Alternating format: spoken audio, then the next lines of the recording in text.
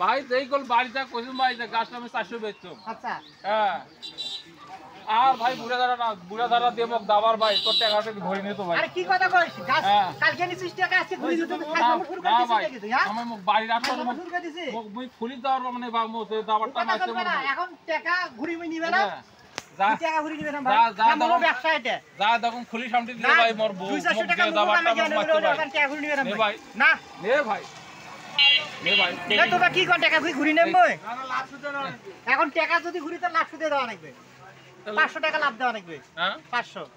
500 টাকা লাভ দিলে তাহলে গোড়ালে তো মুখ থোয়া নাকে আমি জানা না ভাই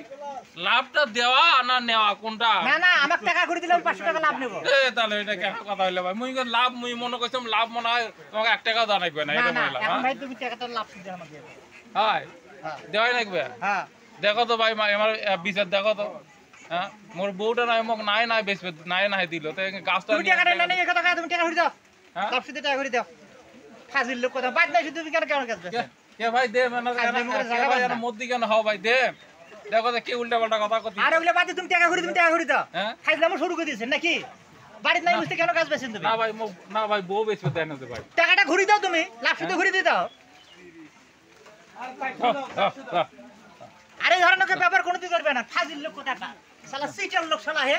শালা সিটার লোক শালা সরকারি কাজের ফাজলাম শুরু করে দিয়েছে এ ভাই তুই দেখিনি তুমি যা তুই আরেকদিন কোনোদিন কাজ বেছিস এ ভাই কত হিসাব পাতি করে কইছিস ভাই